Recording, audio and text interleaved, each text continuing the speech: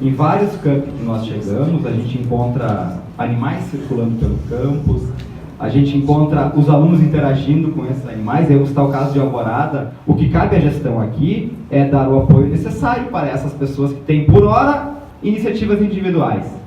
Mas quem sabe não está na hora da gestão se preocupar com projetos de extensão, por exemplo, que cuidem dessas práticas, que possam auxiliar como interagir com o poder público. E vamos pegar o caso de Alvorada, como é que a gente interage com a prefeitura de Alvorada, com os órgãos de vigilância sanitária do município de Alvorada, para tentar tratar essa questão. Então, saúdo as iniciativas que já existem e elas devem servir de bons exemplos para toda a nossa comunidade e para os gestores também.